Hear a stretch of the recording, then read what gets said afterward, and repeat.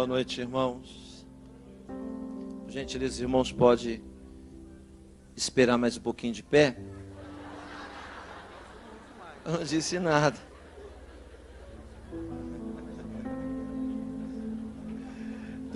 Tô brincando, pode sentar.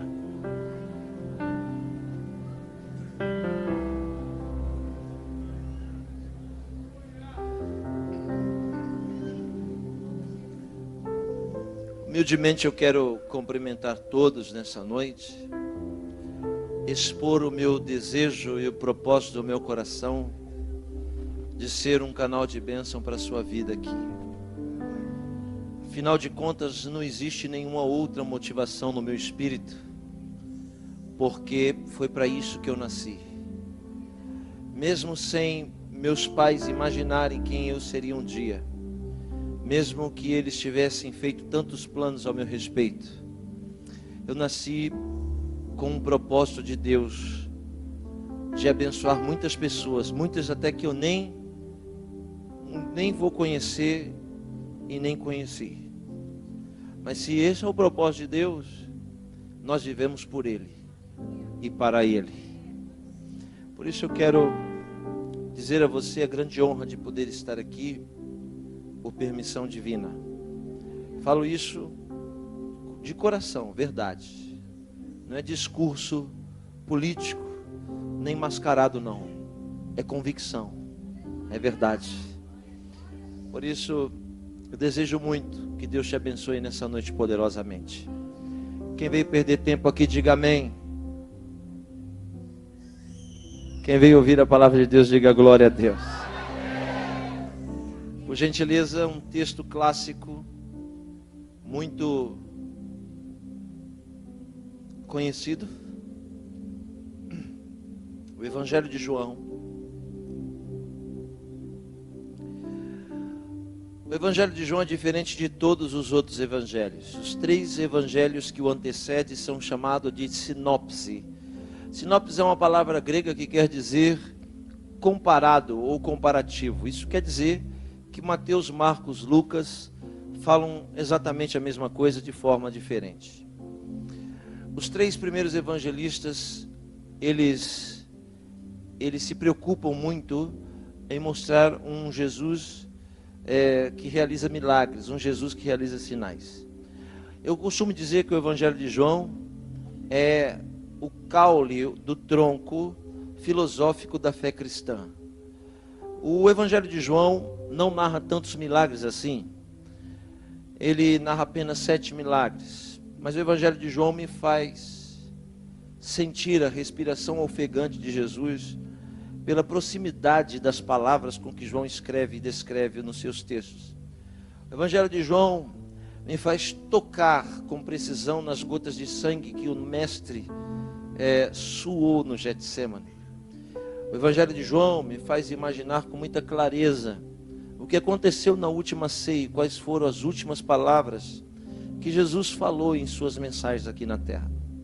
Por isso o Evangelho de João deve ser considerado a coroa de toda a Bíblia Sagrada, onde as pedras preciosas mais importantes estão cravejadas.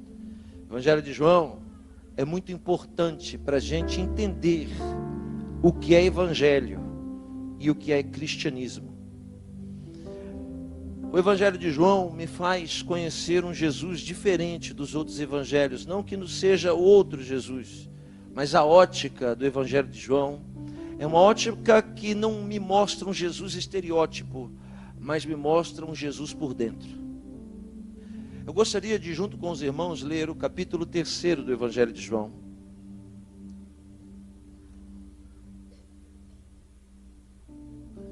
Gostaria de discorrer sobre uma das mensagens mais complexas que Jesus já pregou. Jesus pregou mensagens abertas, fáceis de entender. E também pregou mensagens codificadas, difíceis de serem entendidas. Algumas dessas mensagens Jesus disse para milhares de pessoas, outras para grupos pequenos de pessoas e outras para apenas uma pessoa. O 3º capítulo do Evangelho de João é uma dessas mensagens complexas e codificadas que Jesus pregou. Eu gostaria de, junto com você, ler o versículo de número 8 apenas. João, capítulo 3, versículo 8. Você encontrou? Diga amém.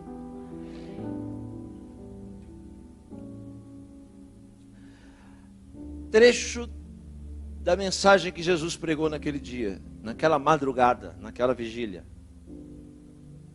Ele disse: o vento sopra onde quer,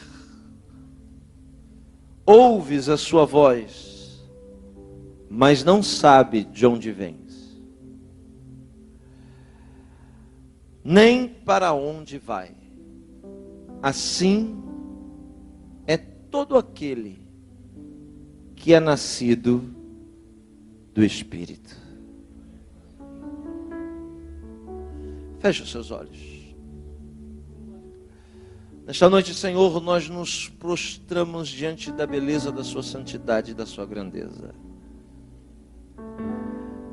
Precisamos da tua ajuda. Precisamos da sua graça, da sua misericórdia. Precisamos da sua mão estendida para nos colocar com os pés firmes. Precisamos, ó Deus, encontrar força onde não a enxergamos. Quantas dessas pessoas que entraram aqui hoje em busca de uma palavra, de uma direção, nos sensibiliza, nos dá sensibilidade para entender o que tu tens a nos dizer aqui. Em nome de Jesus, nós te agradecemos, para a sua honra e glória. Amém. O terceiro capítulo do Evangelho de João é dedicado a um encontro épico. Épico quer dizer maior do que o grande. O Evangelho de João é um encontro, poderíamos dizer assim, de titãs, pastor Gesiel. O capítulo 3 do Evangelho de João é a narrativa do encontro de um homem chamado Nicodemos e Jesus. O próprio João, quando escreve para definir quem é Nicodemos, ele não é preciso. No verso 1 do capítulo 3, o autor João chama Nicodemos de um dos principais. Ele não é preciso. Talvez porque não sabia direito quem era Nicodemos. Porém, a descrição precisa de quem é Nicodemos vai vir da boca de Jesus. Quando Jesus, de forma codificada, fala algo muito misterioso ao intelecto humano sobre o nascimento, o novo nascimento, na água e no Espírito. Então, aquele grande sábio Nicodemos dá uma resposta ou faz uma pergunta cretina: como pode eu, sendo velho, entrar de novo no ventre da minha mãe? É uma pergunta de quem não entendeu uma afirmação. João chama Nicodemos de um dos principais, mas agora nós vamos saber de fato quem é Nicodemos. Quando Jesus diz: como pode, sendo tu príncipe em Israel, não entende as coisas que fala? Então isso quer dizer que Nicodemos não era um dos principais, mas era príncipe de Israel. Príncipe de Israel não se trata de um líder político. Não estou falando do herdeiro da coroa britânica. Não estou falando de um herdeiro de um reino político chamado Israel. A palavra príncipe aqui origina-se do termo hebraico Nasser. Nasser. N-A-2-S-E-R. Nasser. E esse tipo de príncipe não é um herdeiro de uma monarquia, mas é a autoridade máxima do Supremo Tribunal de Justiça daquele país. Para você entender quem é Nicodemos, vai precisar viajar 3.500 anos atrás. Se Nicodemos se encontra com Jesus há 2.000 anos, então quer dizer que para saber quem é Nicodemos, viajamos 1.500 anos antes de Cristo. Para saber quem é Nicodemos, precisamos voltar muito no tempo e aterrissar no livro do Êxodo. Lá vamos encontrar um homem chamado Moshe, salvo das águas. Deus chamou esse homem e disse: eu vou libertar a nação. Eu não vou libertar 1, 2, 10 ou 15 pessoas. Eu vou derramar uma unção sobre você, tão grande e poderosa, que a força dessa unção vai libertar 2,5 milhões de escravos. Eu não estou falando de um libertadorzinho, não. Eu estou falando de uma unção poderosa, que sozinha arrancou 2,5 milhões das mãos de Satanás. Eu estou falando de uma unção que nunca estará por fora. A unção não está no cabelo, na barba, na gravata, no sapato, no vestido, no cabelo, nas axilas. A unção nunca vai estar por fora. A unção está por dentro da pessoa. O que nos faz ser grandes ou pequenos, o que nos faz ser vencedores ou perdedores, não é o que está por fora, aleluia, mas é o que está dentro de nós. A unção que está sobre Moisés é tão grande, que ela mina pelos poros. Ela se derrama como uma bacia cheia d'água.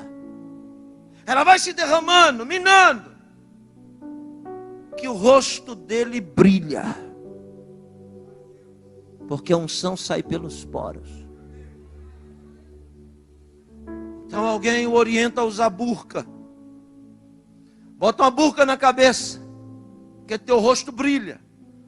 A capacidade que Deus te deu é sobrenatural, e ela extravasa de dentro de você. Ela sai pelos seus poros. Moisés liberta 2,5 milhões de hebreus, sem contar os vizinhos. É assim que está escrito no 10º capítulo, 11º e 12º capítulo do livro do Êxodo. Quando a Páscoa chega, aí então Deus diz: avisa para os vizinhos. Então, muitas pessoas se equivocam achando que foram só 2,5 milhões de hebreus, mas não, os ciganos também vieram. Os vizinhos também vieram. E quando Moisés vai ler o decálogo, os 10 mandamentos, ele o recita em 70 línguas. A unção é poderosa, que vai arrastando, tão forte, que o vento que vai na frente dela vai abrindo o mar. Vai trazendo 2,5 milhões de pessoas. E agora, Moisés é o ponto de referência para milhares de escravos que não têm referência. Ou seja, a casa de Moisés virou ponto de peregrinação no deserto, de modo que todos os problemas daquela nação era ele que julgava. Desde o vizinho que roubou a galinha da vizinha, até o filho que esfaqueou a nora, tudo era trazido para ele. Mas mesmo com tamanha unção, Moisés era de carne e osso. E tem uma hora que ninguém aguenta. Moisés não era o super-homem, nem a Mulher Maravilha. Chegou uma hora, ele bateu na mesa e diz: Deus, eu não estou mais aguentando tanto problema na minha vida. Eu não tenho mais tempo para ir ao banheiro, não tenho mais tempo para comer, não tenho mais tempo para dormir.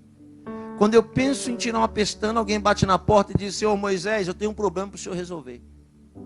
Moisés era daqueles pastores que as pessoas não traziam para ele bênção, só trazia para ele problema.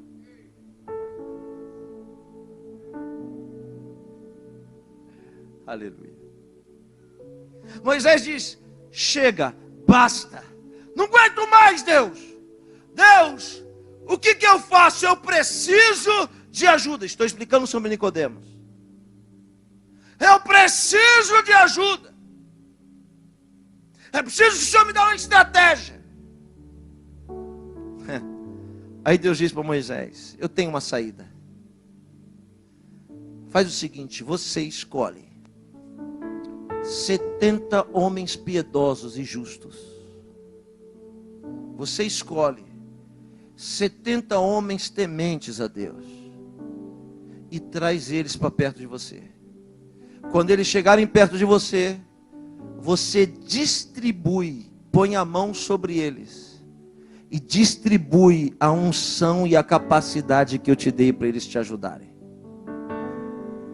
Aleluia.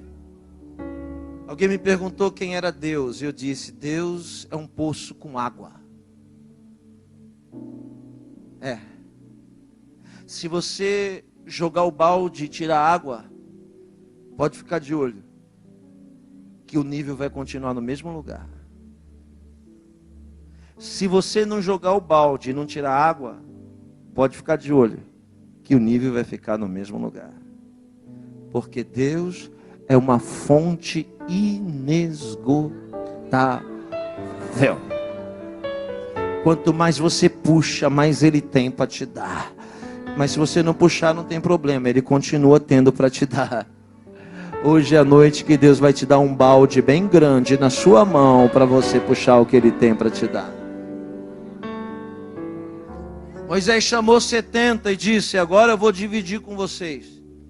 Ou seja, a palavra não é dividir, mas sim compartilhar a capacidade que está sobre ele. A Bíblia diz que Moisés põe a mão nos 70. E a unção que está sobre ele se distribui sobre os 70. E todos profetizaram. Em uma época que não existia Espírito Santo como existe hoje. Agora, Moisés não julga mais o país sozinho. Se formou um supremo tribunal de justiça, que em língua hebraica vai se chamar Shinedrim, e em português vai se chamar Sinédrio. 70 juízes de alta patente formam um tribunal, e Moisés é o príncipe daquele tribunal.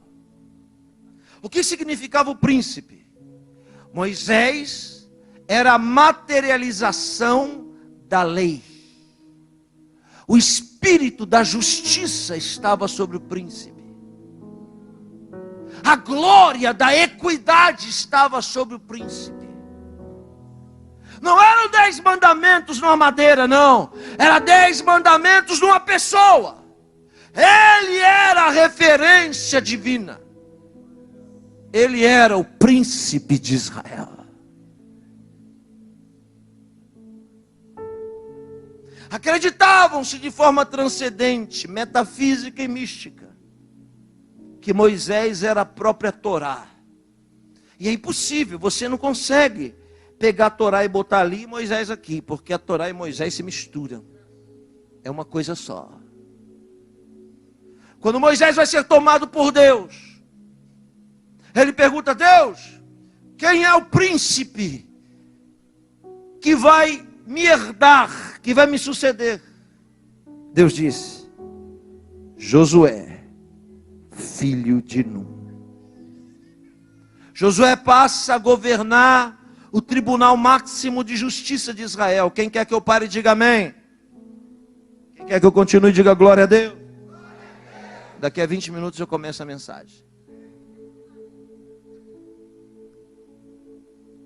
O espírito e a capacidade que estava sobre Moisés agora está sobre Josué. Josué conduz a nação. É a referência da justiça. É forte isso. Quando Josué vai ser tomado, ele tem um sucessor, chama-se Jair, o primeiro dos juízes. Depois Tolá, Jefté, Gideão, Barak, Débora, Sansão. 300 anos.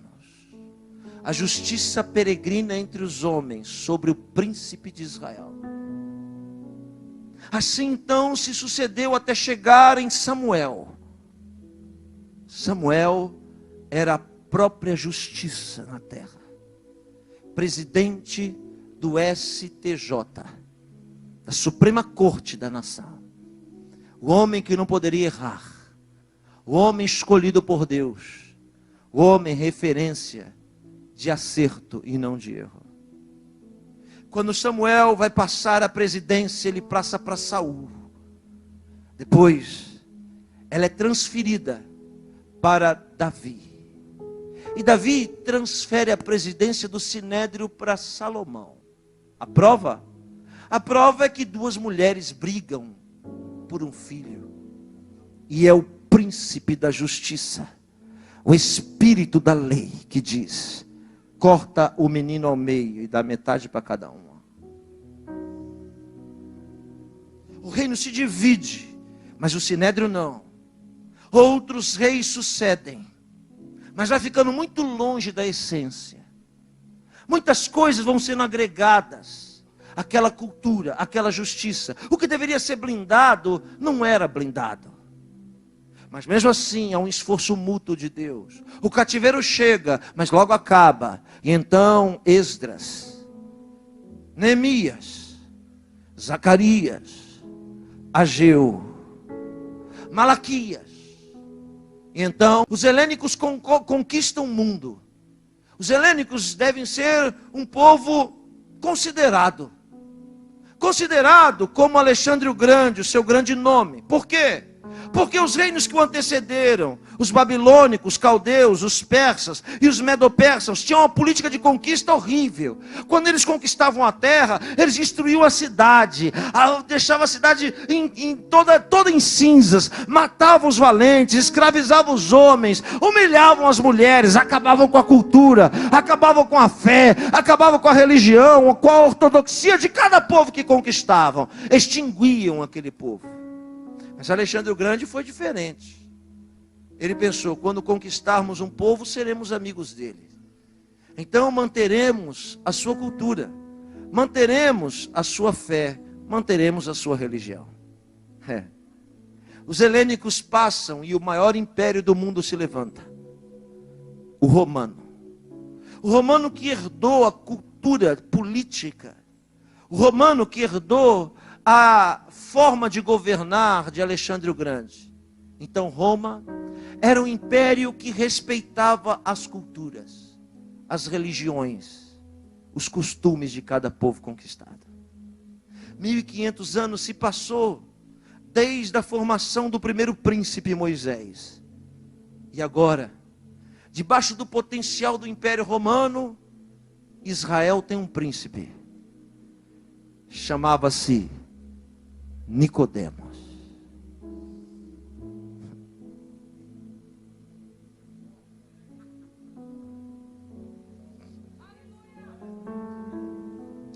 Nicodemos aparece na transição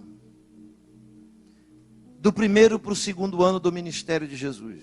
Ouça. O ministério de Jesus é dividido em 3 partes. O primeiro ano é chamado do ano de inauguração. O segundo, ano da popularidade. E o terceiro, ano da oposição. Devemos levar em conta que o ano da inauguração é 1 ano. O ano da popularidade é 1 ano, mas da oposição 1 ano e meio. É uma regra. Toda a oposição sempre será maior do que qualquer outra fase da nossa vida. Nicodemos aparece entre o primeiro e o segundo ano do ministério de Jesus. Exatamente na transição. Jesus está saindo do ano da inauguração, entrando na popularidade. O que isso quer dizer? Que Jesus ainda está formando os seus discípulos, os primeiros discípulos. Nicodemos ouviu falar de Jesus e foi ter com ele de noite, na penumbra da noite. O homem mais poderoso da nação, o homem que o Império Romano prestava-lhe reverência e homenagens, e medalhas, e diplomas, e honras ao mérito. Ele ouviu falar do pregador jovem, Rabino da Galileia, e foi ter com ele à noite. Por que não foi ter com ele de dia? Sabe por quê? Porque mesmo sendo príncipe, Nicodemos era comprometido. Comprometido com o sistema. Comprometido com o Império Romano. Comprometido com a opinião das pessoas que estavam ao redor dele. Comprometido com o seu ego. Comprometido com tudo aquilo que ele viveu a vida inteira acreditando. Comprometido com seu status. Mas mesmo comprometido e grande como era, como qualquer ser humano, cheio de necessidades, igual você. Eu tenho uma pergunta para lhe fazer que você não precisa me responder, porque não vai adiantar nada você falar para mim, você tem que falar para você. A pergunta é: com quem e com que você está comprometido?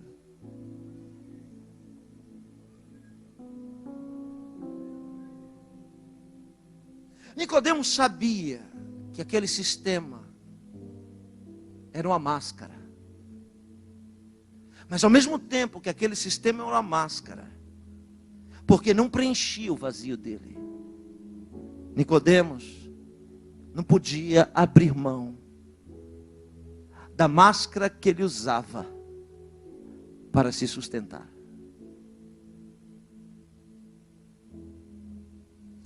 A maior mentira é quando você conta para você mesmo.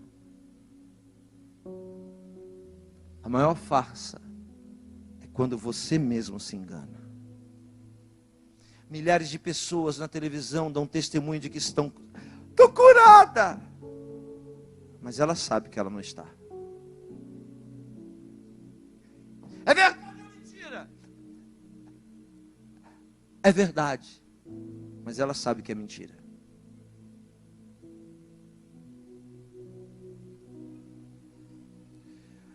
Uma sede vai brotando da alma humana. Chega um momento que o sinédrio não vai preencher mais o buraco negro do nosso espírito. Vai chegar um momento que a gente vai dizer assim: quer saber? Não aguento mais viver algo que não é. Nicodemos decide pôr uma túnica preta cobrindo o rosto. Avisa para as pessoas próximas dizendo: não fala para ninguém, diga que eu estou dormindo. E não resiste, porque a voz daquele pregador era intrigante. Ele viu naquele pregador a esperança de preencher a sede que tanto ele tenta saciar. E de noite, na penumbra da noite, para não ser visto, ele bate na porta do Rabino de Nazaré, que não tem envergadura política, que não tem nada para lhe oferecer, senão a água que jorra para a vida eterna.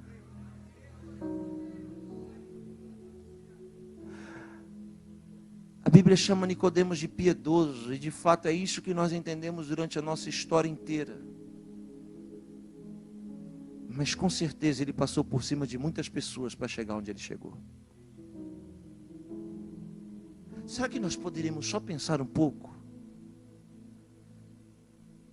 Porque alguém me perguntou: pastor, o que é amor? Eu disse: amor? Amor é respeitar o limite do próximo. Se ali é a cerca dele, não avance. Porque se você pular a cerca do próximo, você pode dizer que o ama, mas você não o respeita. E se você não o respeita, você não o ama. Nicodemos deveria ter passado por cima de muita gente para chegar onde chegou. Deveria ter pisado em muitos pescoços para chegar onde chegou.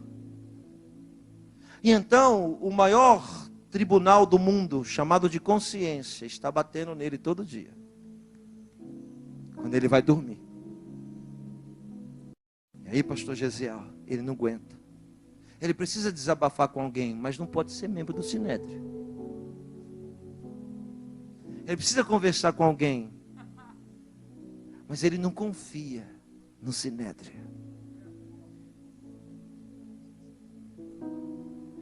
Nós somos pessoas que construímos muralhas para nos defender e nos esquecemos que as mesmas muralhas que construímos para nos defender são as mesmas que nos prendem.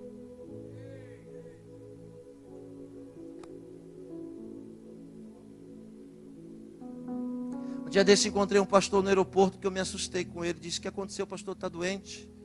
Pastor, o que está acontecendo com o senhor? O senhor está abatido. Ele disse: eu não aguento mais. O que foi, pastor? Eu estou pregando de tarde, de manhã e de noite. Falei: por quê? Porque eu preciso pagar a televisão, o rádio, o terreno da igreja. Eu preciso também pagar a parcela do apartamento. Eu estou trabalhando para sustentar uma engrenagem que eu mesmo coloquei nos meus ombros. Aí eu disse para mim mesmo: Jesus não me libertou para ser escravo.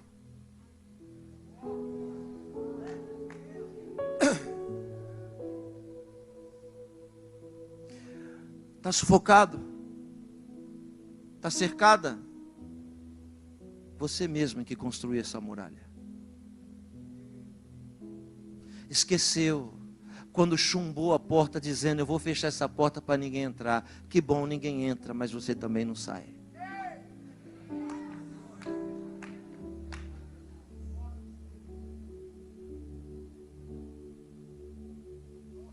Nicodemos de noite se esconde, chega em Jesus e diz: preciso conversar com alguém, porque lá no Supremo ninguém me ouve. E outra, tem coisa que eu não preciso falar. E Jesus deve dizer: mas lá é que todos deviam te ouvir, não é? Afinal de contas, lá é a casa da justiça. Lá não pode existir traição. Lá não pode existir covardia. Eles não são seus irmãos, Nicodemos. E Nicodemos é igualzinho os irmãos de José, igualzinho Caim e Abel, igualzinho os irmãos. Eram eles que deveriam me defender, carpinteiro. Mas eu não confio neles. Jesus deve dizer: mas então você vive uma farsa. Preciso desabafar. Tu és mestre enviado da parte de Deus. As coisas que o Senhor fala e faz, não pode ser se Deus não estivesse contigo.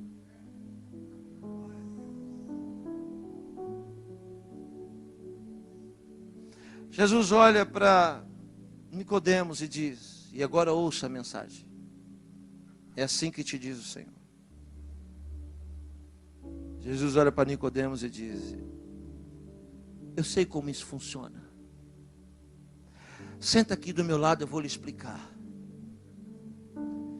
Eu não vim fundar nenhum sistema.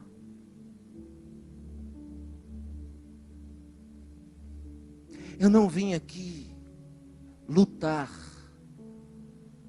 contra carne nem sangue. Eu tenho uma palavra para você, Nicodemos. Daqui a 1 ano e meio, a presidência do Sinédrio muda.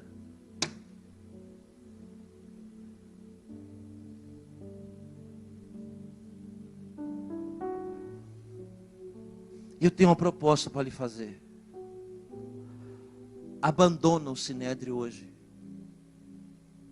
e me segue.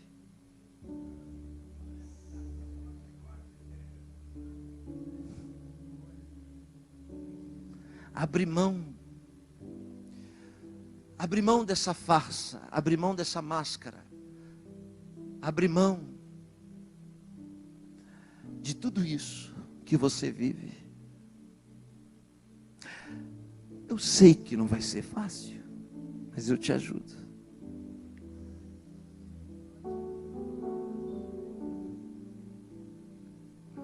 Alguém me perguntou assim: pastor, como eu vou saber que o que Deus está me pedindo é de Deus? Eu disse: é fácil ou difícil? Ele disse: é muito difícil. Então eu disse: então é Deus.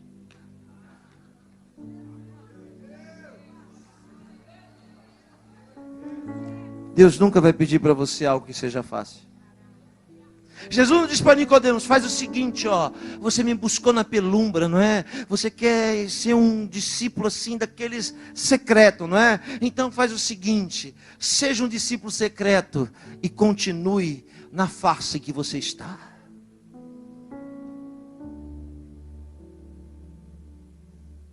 Jesus disse: não existem dois senhores ou dois caminhos. Ou você abre mão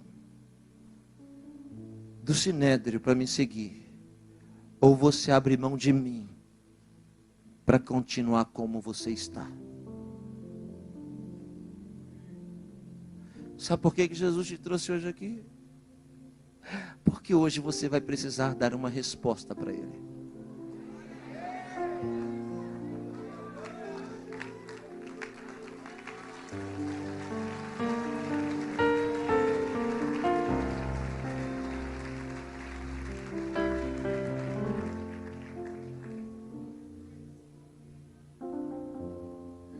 O que Jesus está falando para Nicodemos?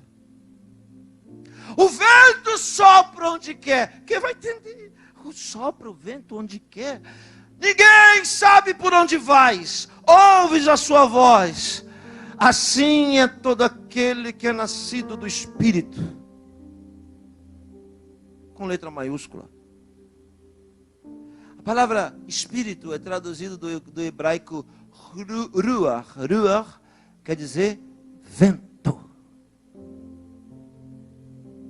O que Jesus está falando para Nicodemos? Vou traduzir. Nicodemos, parabéns pela sua grandeza, mas eu preciso lhe dizer, você é um escravo. Escravos não me seguem.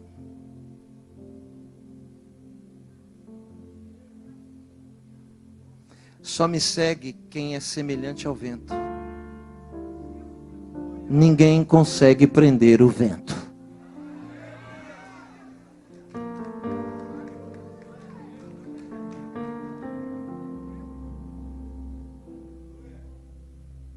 Não tem como você me seguir, Nicodemos, e ninguém, se continuar comprometido com aquilo que o prende. Porque tudo aquilo que te prende te domina, e tudo que te domina é Senhor na sua vida.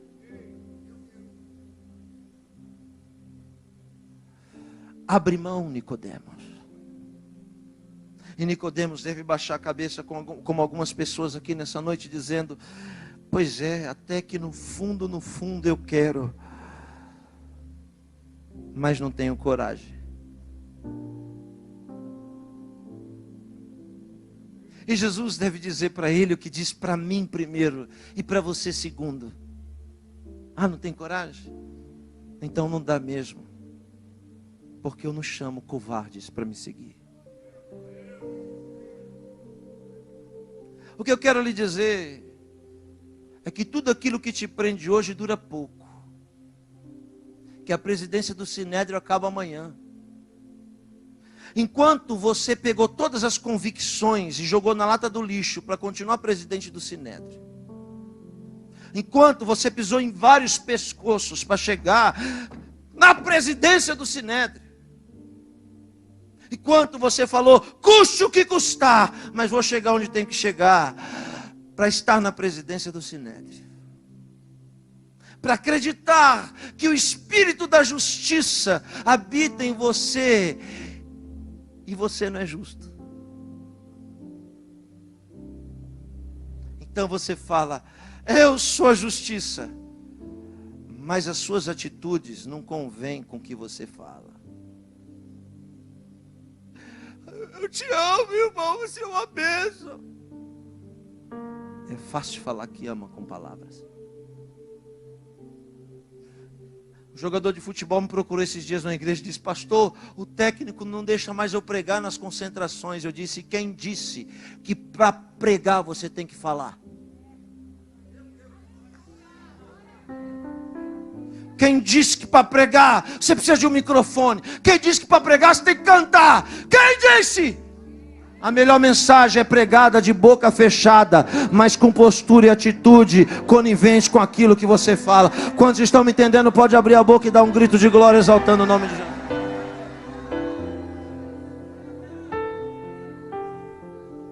Jesus olha para Nicodemos e diz: duas escolhas.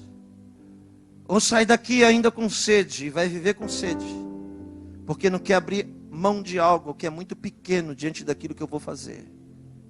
Porque a presidência do Sinédrio vai passar, mas se você for meu discípulo, seu nome vai ser eternizado.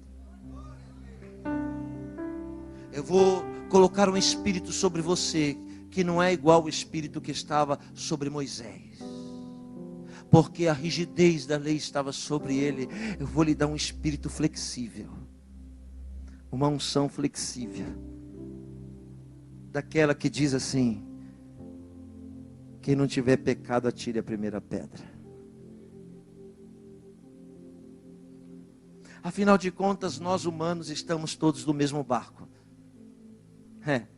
Esses dias alguém me disse: ai, a Xuxa! Olha a Xuxa, olha a Xuxa! E eu fiquei olhando aquela pessoa gritando: a Xuxa, a Xuxa. E eu perguntei: mas e daí que é a Xuxa? A Xuxa, você não entendeu? Xuxa! Aí eu disse: tá bom, mas a Xuxa não faz xixi? Xuxa não dorme? Xuxa não vai ao banheiro? Que diferença tem?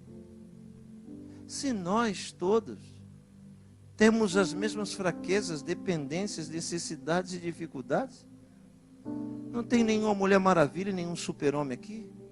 Ou seja, tudo aquilo que você condena que os outros estão fazendo hoje, você vai fazer amanhã. A lei de Moisés dizia: apedreja a mulher. Aí vem a flexibilidade e diz: tá bom, não vou revogar não, mas vamos ser justos de verdade. Atire a primeira pedra.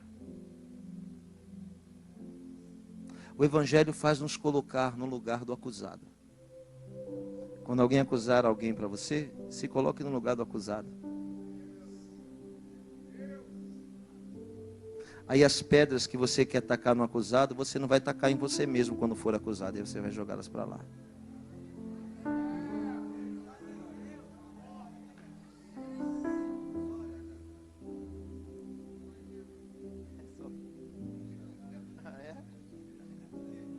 Não é não, é reflexão. Nossa fé.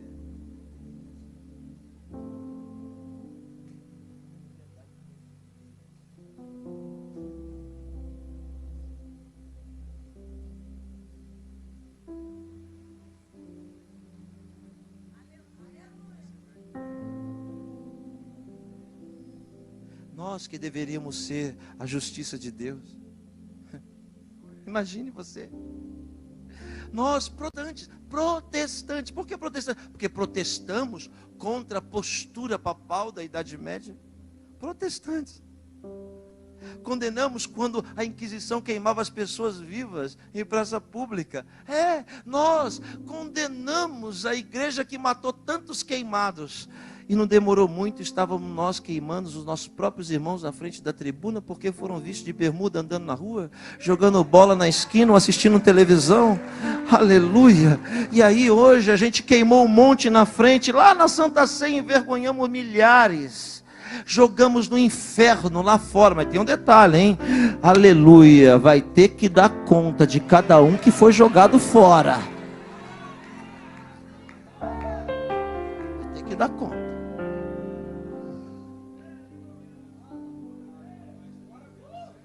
Nicodemos ouve uma proposta muito difícil.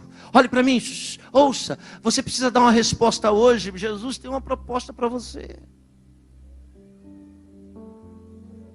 A proposta que Jesus tem para você é: vale a pena continuar? Vale a pena pôr sua salvação em risco por causa do sinédrio? Por causa do status?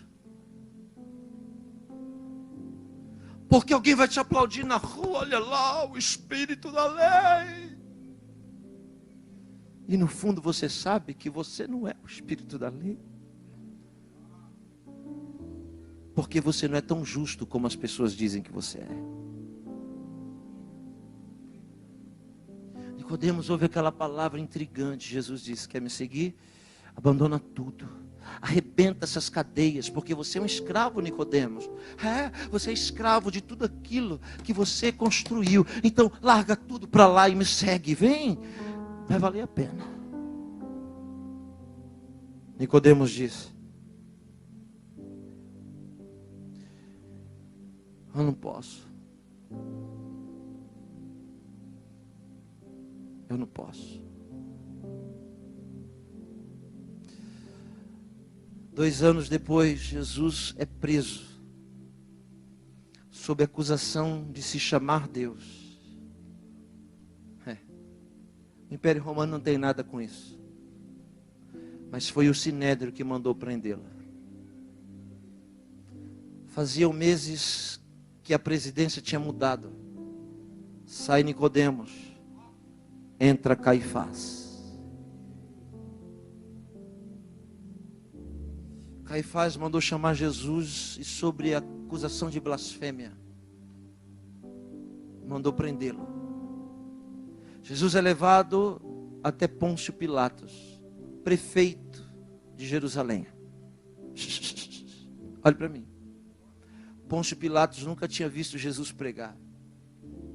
Pôncio Pilatos não sabia o que era batismo no Espírito Santo, línguas estranhas, cânticos espirituais. Pôncio Pilatos não tinha credencial de membro, não usava gravata. Pôncio Pilatos era adorador de Júpiter, do deus dos mares, da mitologia romana Netuno. Era adorador de Vênus, do panteão greco-romano, pagão. Ou seja, Pôncio Pilatos não estava em Jerusalém porque respeitava o Deus de Jerusalém. Ele estava ali porque ele era um líder político. Trouxeram Jesus preso. Jesus preso, depois de ter falado tanto de liberdade. Trouxeram Jesus preso diante de Pilatos. E começaram a gritar lá, o Sinédrio gritando: crucifica-o! Crucifica-o! Pilatos não entende o que está acontecendo. Mas por que vocês querem que eu mate ele? Ele está dizendo que é o Filho de Deus. Ele está dizendo que é o nosso rei. E não temos outro rei senão César.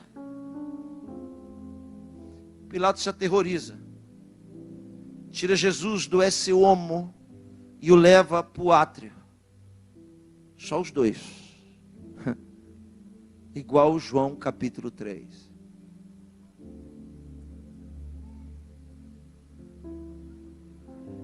Chega perto de Jesus e faz uma pergunta.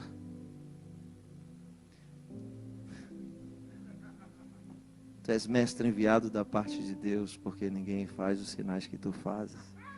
Não. Ele pergunta a mesma coisa de forma diferente. Quem és tu? Jesus não fala, mas responde. Porque para responder ele não precisa falar. Fica calado. De repente uma cortina atrás abre. Uma mulher bota o pescoço e grita: Pôncio! Pôncio! Pôncio! Corre, vem aqui! Rápido! Vem aqui, Pôncio! Era a esposa de Pilatos, pagã, adoradora de demônios, gritando atrás: vem aqui rápido, Pôncio! Pilatos não sabe o que fazer. Ele está com medo de julgar errado. Por quê? Porque quem se julga ser a justiça está gritando: crucificam, crucificam. Aí então Pilatos entra na outra antessala. A mulher dele segura no seu pescoço e diz: não faça nenhum mal a este homem, porque ele é justo. Essa noite sonhei com ele a noite inteira. Eu tive grandes pesadelos com esse homem. Não toca nele, porque ele é um homem justo. E a voz gritava lá fora: crucifica-o! Crucifica-o! E Pilatos agora ouve duas vozes. E eu pergunto: que voz que a gente vai ouvir, hein? Porque aquele que se julga ser certo está gritando crucifica. E aquele que a gente diz que está errado está dizendo liberta, porque é justo.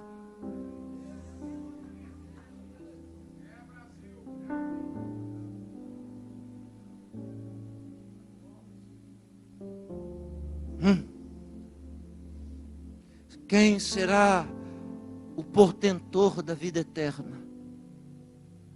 A quem pertence a salvação? Senhoras e senhores, chegarão dias de controvérsia em nossa alma. Uma grande revolução está chegando, Brasil.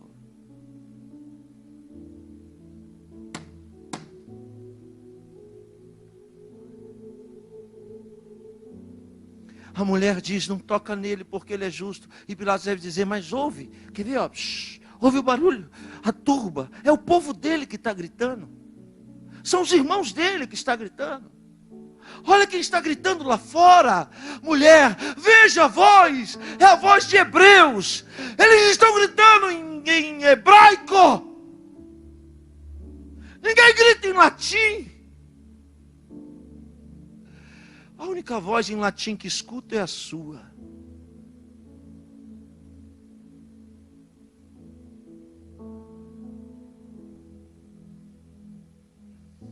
Estou com muita vontade de falar algumas coisas, mas não é chegado o tempo.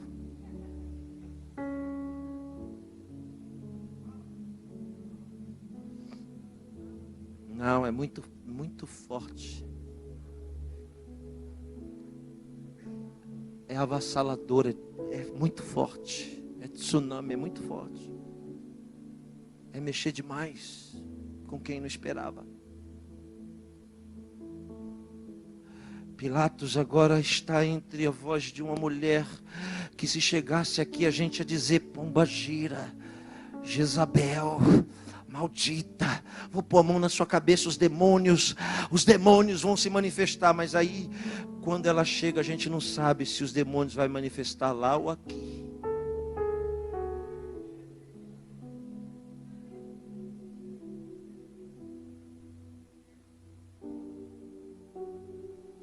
Volta de novo, pega no colarinho do homem e diz: você não sabe, eu tenho poder de te libertar. Oh, ouve o barulho das vozes que grita. Eu tenho poder de te libertar e de te soltar, ou de prender e te crucificar. E agora Jesus olha e diz: nenhum poder teria sobre mim, se não fosse enviado daquele que me...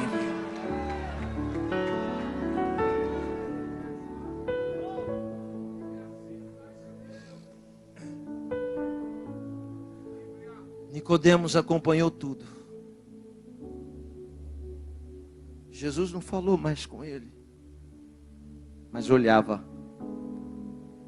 O olhar de Jesus constrange a alma, nos faz derreter igual uma manteiga.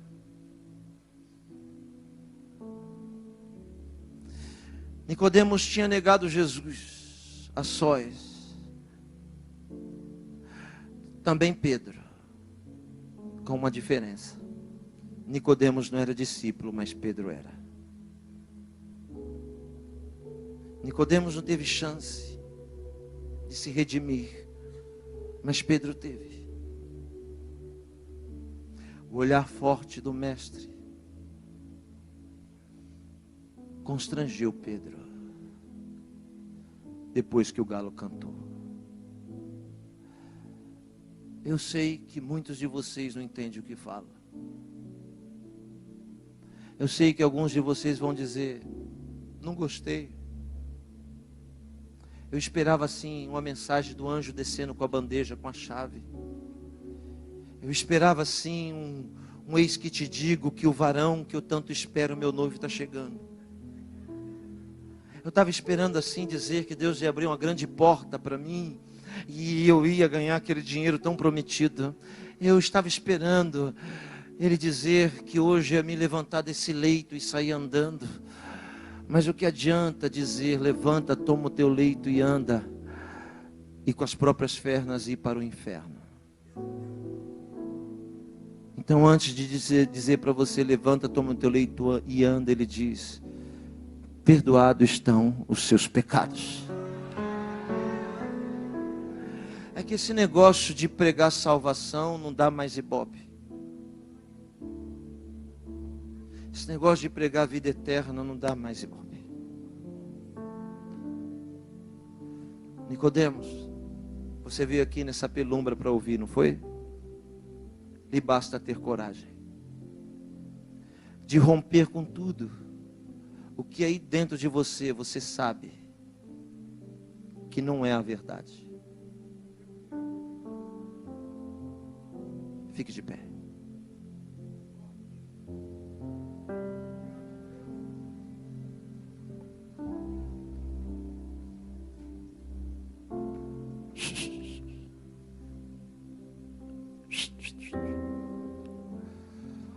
Aprendemos a vida inteira a coar a mosca e deixar passar o camelo. Vida inteira. Para muitos, santidade é cara feia e ignorância. Santidade é altruísmo. Talvez você nem saiba o que é altruísmo, né? Renúncia. Nicodemos, me segue, que você vai sentir a alegria da liberdade. A opressão vai acabar. E Nicodemos dizer: o senhor está dizendo que eu sou oprimido? Espera aí, eu sou nascido e criado no Sinédrio.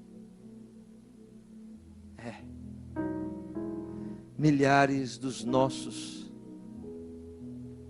estão dentro do Sinédrio e oprimidos. Porque a gente fala que Jesus salva, cura e liberta, mas a gente nem tem certeza se é salvo, porque estamos doentes e presos. Feche os olhos e reveja os seus conceitos. Tenha a grandeza de reconhecer que você precisa dele.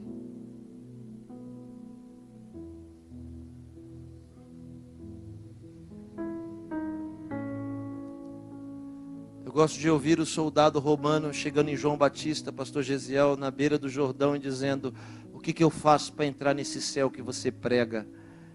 João Batista diz: quem tiver 2 túnicas, divida uma com quem não tem. Não é pecado ter 40 sapatos, não. Pecado é ter 40 sapatos e não der um para quem precisa.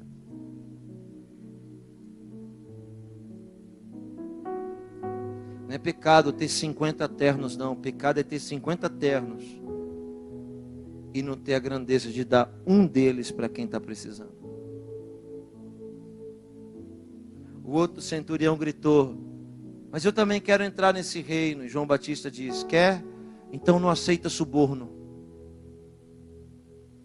Não aceita falsa acusação. Você vai dizer: nunca ninguém me subornou. Pensa direito. Porque talvez você aceitou suborno sem saber.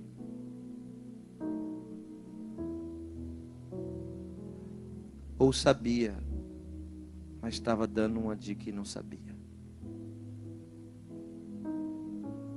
Feche seus olhos. Não podemos sair dessa terra sem deixar marcado o nosso nome na história. Vai ser tolice, porque a gente vai morrer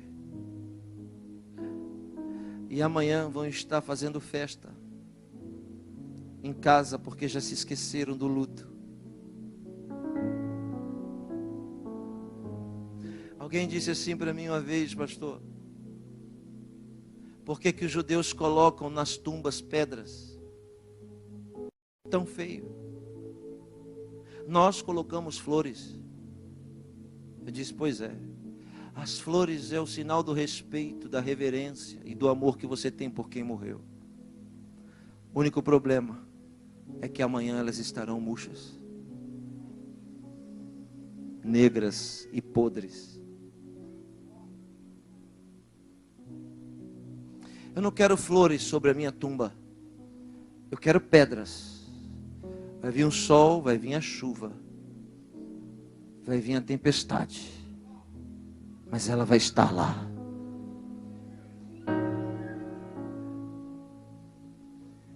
As flores cheiram bem, mas é só hoje, Nicodemos.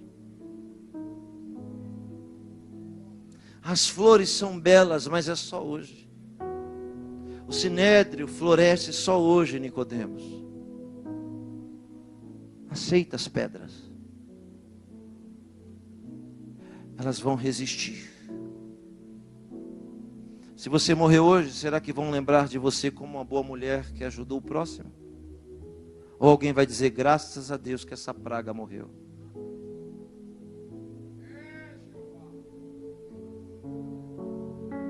Não é para mim que você tem que falar, não. É para você. Será que é melhor ser membro do Sinédrio, gritar crucifica-o, ou alguém nos taxar de adorador de Vênus, mas dizer não toca porque é justo? É mais fácil encontrar a esposa de Pilatos no céu do que Caifás.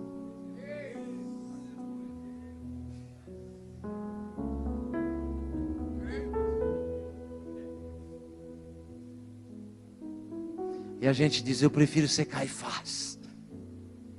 Porque Caifás fala em línguas, pula, sapateia, roda,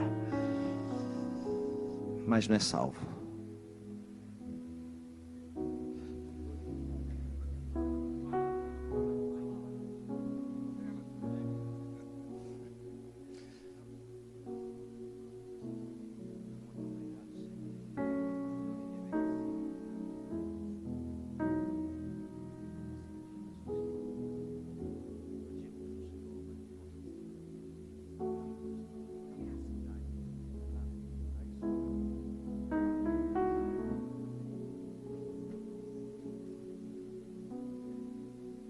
Feche os seus olhos. Bendito és tu, eterno nosso Deus, porque tu és o Rei de todo o universo e a sua palavra dura para sempre. Bendito seja o seu nome e o seu reino jamais terá fim. Não queremos o espírito da justiça, mas queremos ser justos. Não queremos, ó Deus, pegar em pedras, mas queremos jogá-las no chão hoje. Não queremos ser esquecidos amanhã, mas queremos ser lembrados por aquele homem que marcou a história, porque teve a grandeza de ajudar quem estava caído. Muito obrigado, Senhor, porque melhor do que ser sacerdote levita, melhor do que ser um judeu, é ser um samaritano bom. Muito obrigado, Senhor. Ó Deus, porque melhor do que ser do Sinédrio é ser como a esposa de Caifás, que mesmo sem saber quem Deus era, disse: este homem é justo, e foi justa naquilo que ela disse.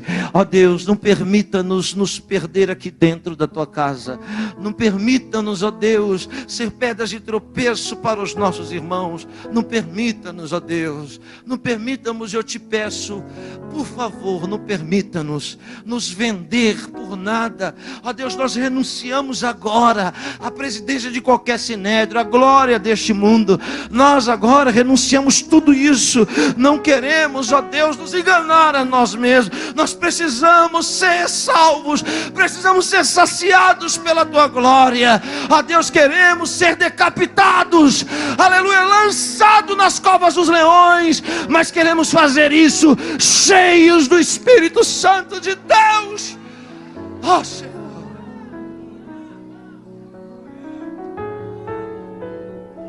não nos deixe ser covardes, mas corajosos. Arranca a nossa máscara, arranca a capa pesada preta que nos esconde na penumbra da noite, para ninguém saber quem nós somos. Muito obrigado, Senhor, nesta noite. Muito obrigado, Senhor, nesta noite. Sopra o teu vento aqui nessa casa. Posso ouvir a sua voz doce. Eu posso ouvir. Eu posso ver o seu olhar sereno, olhando nos olhos daquele fariseu, dizendo: tira essa touca da cabeça. Aqui dentro você não precisa se esconder, porque eu sei quem você é, Nicodemos. Tira essa capa das costas. Olha aqui nos meus olhos, Nicodemos. Olha para mim, Nicodemos. O vento sopra, aleluia, e ninguém sabe para onde vem, nem para onde vai. Ele vai para onde quer, porque ele é livre, Nicodemos. Você não é um vento, mas se você me seguir, o Espírito da liberdade vai fazer de você um vento.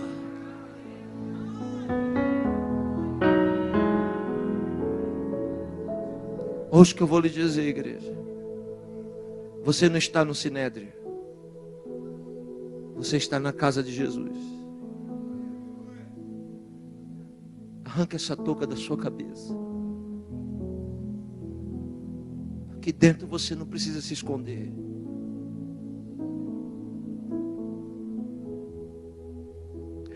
Tudo que você é vai ficar lá fora. Aqui dentro você tem que dizer: eu vim aqui porque eu estou com sede, porque eu não aguento mais a vida. Lá fora eu dou risada para todo mundo, mas estou chorando por dentro aqui. É porque eu tenho que rir lá fora, mas aqui dentro eu estou chorando. Sabe, lá fora eu digo uma coisa que não é o que eu sou por dentro. Jesus diz: eu sei. Aqui você não precisa, Nicodemos. Aqui você não precisa ser o presidente do sinédrio. Aqui você tem que ser você. Assuma a sua identidade, Nicodemos. Seja você. Porque lá fora eles te chamam de presidente do sinédrio, de príncipe. Mas aqui eu te chamo de Nicodemos, porque eu sei quem você é. Senhor, te agradecemos. Muito obrigado. Em nome de Jesus. Dá um abraço a quem está perto de você.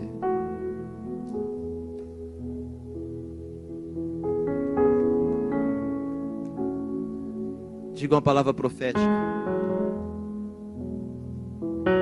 Diga uma palavra profética e abençoe essa pessoa aí, vai.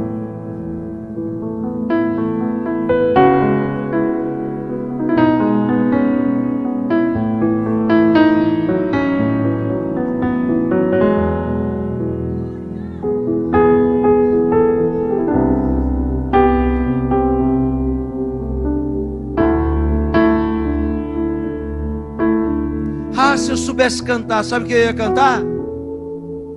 Se eu soubesse cantar, eu ia cantar assim, ó. Ainda que eu falasse a língua dos homens e falasse a língua dos anjos, sem amor,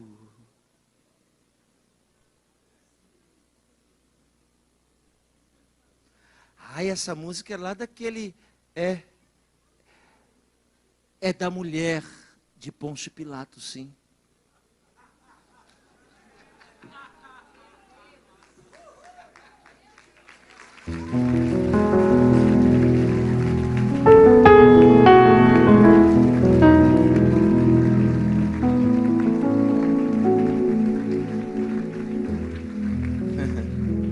Se assente aí.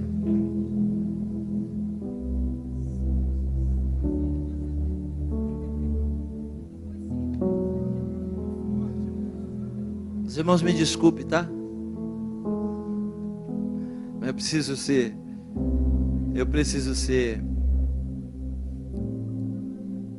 fiel àquilo que Ele me confiou. Vamos trazer nossas ofertas para o altar?